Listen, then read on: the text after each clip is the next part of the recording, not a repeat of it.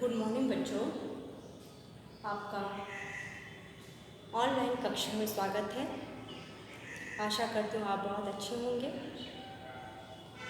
बच्चों, आज हम लोग पढ़ेंगे चुनावी राजनीति यानी इलेक्टोरल पॉलिटिक्स के अंतर्गत आरक्षित निर्वाचन क्षेत्र के विषय में। हम लोगों ने चुनावी राजनीति के विषय में पढ़ा था कि किस प्रकार से राजनीति की जाती है, कैसे चुनाव होता है, ठीक ना। इसी के संदर्भ में थोड़ा सा मैं और आपको आगे बताऊंगी।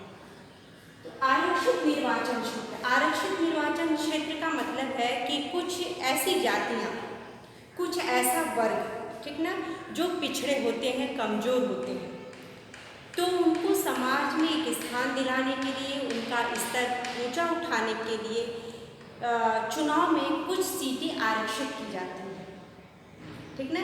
जैसा कि आप विश्वविद्यालयों में भी देखते हैं, कोई भी वैकेंसी निकलता है उसमें भी आरक्षण सुनते हैं, रिजर्व सीटें होती हैं। उसी तरह से चुनाव में भी सीटें कुछ होती हैं जो आरक्षित होती हैं। अनुसूचित जाति और अनुसूचित जनजातियों के लिए कुछ सीटें आरक्षित की जाती हैं। इसी तरह से लोकसभा में भी, ठीक ना, इस जिला स्तर पे जो विधानसभा होता है उसमें भी अनुसूचित जाति, अनुसूचित जनजातियां या पिछड़े वर्ग के लिए सीटें आरक्षित होती हैं। और अब तो स्थानीय स्तर पे भी जो चुनाव होता है या पंचायती स्तर पे भी जो चुनाव होता है उसमें भी सीटें आरक्षित की जाती हैं। जैसे 2014 के चुनाव में, ठीक ना, लोकसभा का जब चुनाव हुआ था 2014 में, तो उस समय अनुसूचित जाति के लिए 84 सीटें आरक्षित थी और अनुसूचित जनजाति के लिए 47 सीटें आरक्षित थी। तो उन्हीं लोगों में से अनुसूचित जाति और जनजाति लोगों के लिए सीटें आरक्षित इसलिए की जाती हैं कि वो एक तरह से कमजोर वर्ग होता है, पिछड़ा वर्ग होता है, तो उनके स्तर को ऊंचा उठाने के लिए उन्हीं में से एक अच्छे प्रतिनिधि का चुनाव करके इलेक्शन में, चुनाव में खड़ा किया जाता है। फिर उनको मत देकर संसद में पहुंचाया जाता है ताकि वो अपने वर्ग की, अपने क्षेत्र की समस्याओं को संसद में प्रस्तुत कर सके और उन समस्याओं को दूर करके जो पिछड़ा वर्ग है, कमजोर वर्ग है, उसको मजबूत बना। तो इसके लिए सीटें आरक्षित की जाती हैं, ठीक है। अब तो ये तो हो गई सीटों की आरक्षण की बात, किस लिए सीटें आरक्षित की जाती है। अब देखिए, चुनाव में एक प्रक्रिया होती है, मतदाता सूची तैयार किया जाता है, आपने सुना होगा, ठीक ना। चुनाव में सबसे पहले एक प्रक्रिया होती है मतदाता सूची तैयार करना।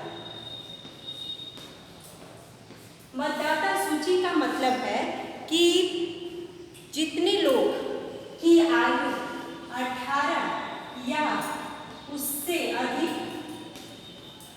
ठीक है,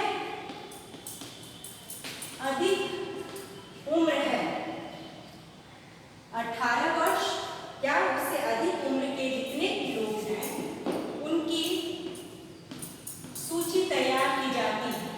क्योंकि कहा जाता है कि 18 और ये नियम निकाला गया है, नियम है कि 18 या उससे अधिक उम्र के लोगों को वोट देने का अधिकार प्राप्त हो जाता है। तो हर वर्ष जो है 18 वर्ष पूरे करने वाले लोगों का मतदाता सूची तैयार होता रहता है ताकि आगामी आने वाले चुनाव में वो व्यक्ति वोट दे सके, ठीक है।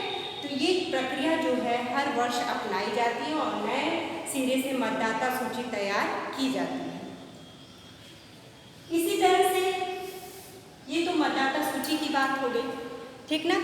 उसके बाद जितने लोग मतदाता सूची में जिनका नाम है उनका निर्वाचन पहचान पत्र बनता है, चुनाव फोटो पहचान पत्र बनता है। आपने देखा होगा आपके घरों में, आपके पास तो अभी नहीं है, आप अभी 18 वर्ष कंप्लीट नहीं हुई हैं, आपके घरों में आपके मम्मी पापा, भाई बहन, जितने भी बड़े लोग हैं, उनका फोटो पहचान पत्र बना होगा। और जब इलेक्शन होता है तो उसी फोटो पहचान पत्र के साथ जाया जाता है और एक पहचान के रूप में होता है, आपका मतदाता सूची में नाम चेक किया जाता है, ठीक है। और उसके बाद आपको वोट देने का अधिकार होता है, आप वोट दे सकते हैं। इसके अलावा राशन कार्ड भी ले जाया जा सकता है, ठीक है ना, या फिर पैन कार्ड होता है उसको भी ले जा सकता है। यदि किसी का यदि नहीं बना होता है फोटो पहचान पत्र, तो वो इसको दिखाकर भी वोट दे सकते हैं। तो ये हो गया चुनाव फोटो पहचान पत्र। अब इसके बाद है उम्मीदवारों का नामांकन।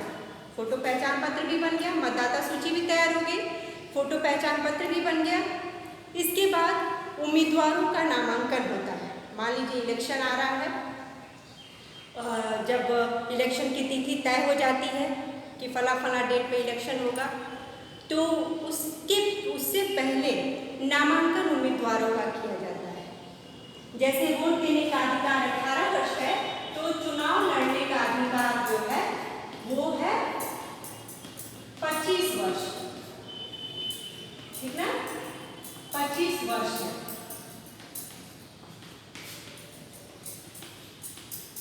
मिनिमम कितना होना चाहिए? 25 ईयर्स एज होना चाहिए। 25 वर्ष या उससे अधिक की उम्र होनी चाहिए, ऐसे व्यक्ति चुनाव लड़ सकते हैं। तो नामांकन की प्रक्रिया अपनाई जाती है। नामांकन होता है,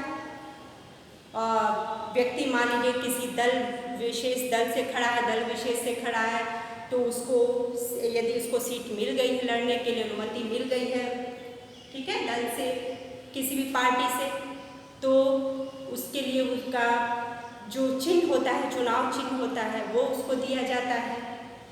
मान लीजिए कोई बीजेपी से खड़ा है, कोई कांग्रेस से खड़ा है, तो बीजेपी का कमल का फूल है और कांग्रेस का हाथ का पंजा है, उसको वो चुनाव चिन्ह के रूप में प्राप्त हो जाता है और वो इलेक्शन के लिए नामांकन भरने जब जाता है, तो वो पूरी अपनी जो सूचना है वो वहाँ पे उपलब्ध कराता है। जैसे अब उसके शिक्षा का स्तर क्या है, उसकी योग्यता क्या है, ठीक ना, शैक्षिक योग्यता दिखाता है। वो अपने और अपने परिवार की पूरी संपत्ति को बताता है कि कितनी उसकी संपत्ति है, और ये भी बताता है कि वो किसी अपराध में लिप्त था या नहीं था, उसे सजा मिली थी या नहीं मिली थी। ये सब सूचनाएं जो हैं चुनाव आयोग के समक्ष नामांकन के समय प्रस्तुत करनी होती है, रिटन लिखित रूप से। यदि चुनाव आयोग ने इसमें कुछ गड़बड़ी, चुनाव आयोग इस सब की जांच परख करता है। नामांकन होने के बाद नामांकन पत्रावली को जांचा जाता है। यदि चुनाव आयोग इसमें कुछ गड़बड़ी पाता है, तो व्यक्ति का नामांकन जो है वो रद्द भी कर सकता है, ठीक है। यदि गलत सूचना दिया होता है चुनाव लड़ने वाला व्यक्ति, तो नामांकन को रद्द भी किया जा सकता है। या फिर एक नाम वापसी का भी समय रहता है, ठीक है, नाम वापस लेने का भी समय होता है। यदि कोई व्यक्ति चुनाव नहीं लड़ता है, किसी वजह से नाम वापस लेना चाहता है, तो वो नाम वापस ले सकता है। तो इस तरह से ये सब प्रक्रियाएं अपनाई जाती है। तो बता दें, इसमें जो है उम्मीदवारों की जो शैक्षिक योग्यता है वो उतनी मायने नहीं रखती। जैसा कि आप जानते ही, कुछ लोग अंगूठा छाप होते हैं, वो भी इलेक्शन लड़ लेते हैं। जरूरी है, ये माना जाता है कि जरूरी है कि उस क्षेत्र की समस्याओं को आप जानिए, अपने क्षेत्र के लोगों की समस्याओं को जानिए। आप कितने अपने क्षेत्र के विषय में जानते हैं, वो जानना ज़्यादा जरूरी है। वैसे तो शैक्षिक योग्यता भी देखनी चाहिए ना, ये भी आवश्यक है कि पढ़े लिखे व्यक्ति की सोच और जो कम पढ़े लिखे लोग होते हैं उनके सोच में कुछ तो अंतर होता ही है। तो शैक्षिक योग्यता को भी जांचना चाहिए, लेकिन अभी फिलहाल शैक्षिक योग्यता को उतना ध्यान नहीं दिया जाता। उनके योग्यता देखी जाती है कि अपने क्षेत्र के विषय में कितनी जानकारी वो रखते हैं। इसके बाद होता है चुनाव अभियान।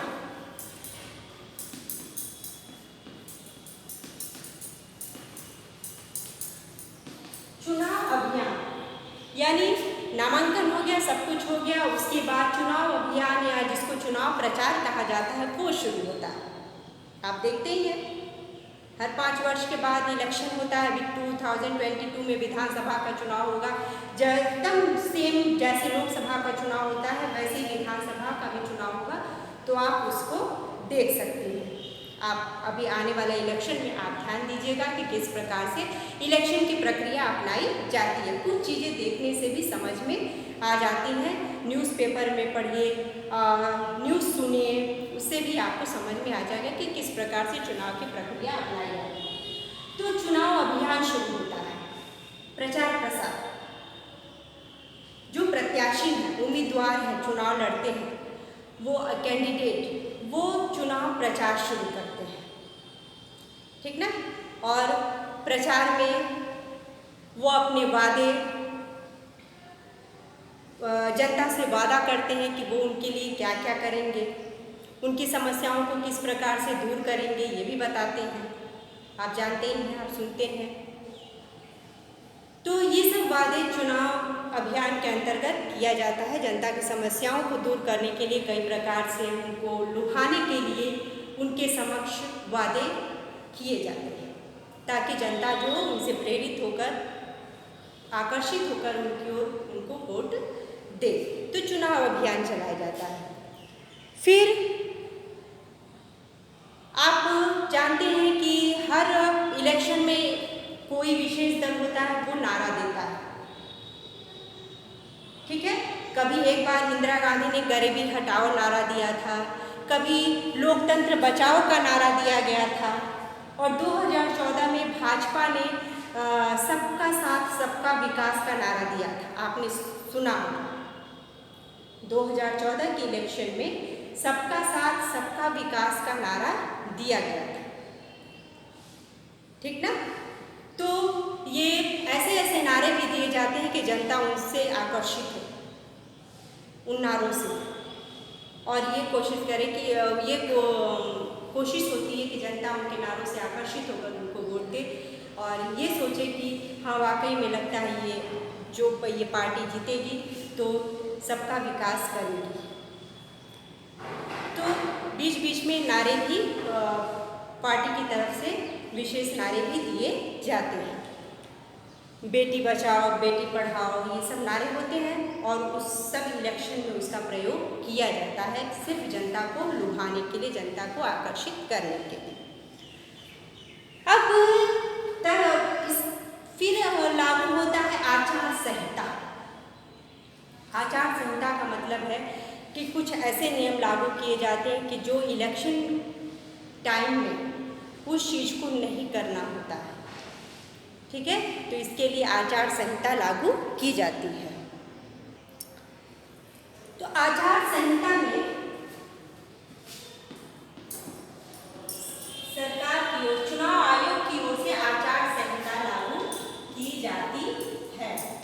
इसमें ये होता है कि जो उम्मीदवार होता है, जनता को न रिश्वत दे सकता है वोट के नाम पर, न उनको लुभाने के लिए गलत गलत तरीकों का प्रयोग कर सकता है, ठीक ना। चुनाव अभियान के दौरान यदि कुछ ऐसी गलत वो चीज़ पाया जाता है कैंडिडेट के विरुद्ध, तो चुनाव आयोग उनके नामांकन को रद्द भी कर सकता है।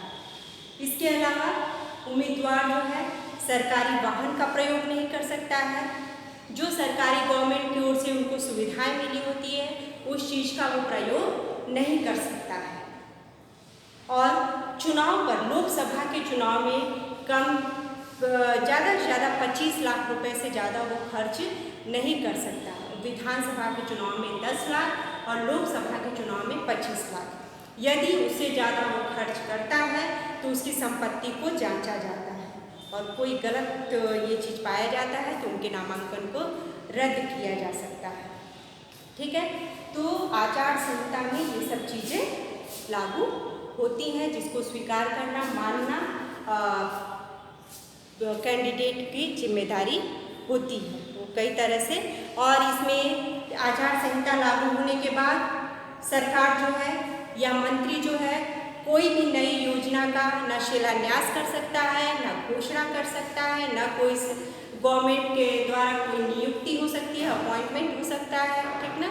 सब कुछ पे रोक लगा दिया जाता है, ठीक है। और इस तरह से यदि कोई ऐसा काम कर देता है तो फिर उसके खिलाफ चुनाव आयोग के द्वारा कार्रवाई की जाती है। तो इस तरह से ये हो जाता है आचार संहिता एवं कानून। कुछ कानून बनाए जाते हैं, आचार संहिता लागू होती है, जिसको ध्यान देना सभी उम्मीदवारों की जिम्मेदारी होती है। अब समय आ गया मतदान, ठीक ना। मतदान की एक तिथि निर्धारित होती है,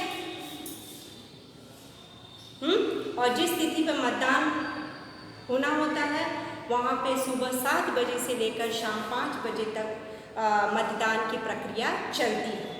और जितने भी वयस्क उम्र के लोग हैं, ठीक है, वो मतदान स्थल पे जाके वोट देते हैं।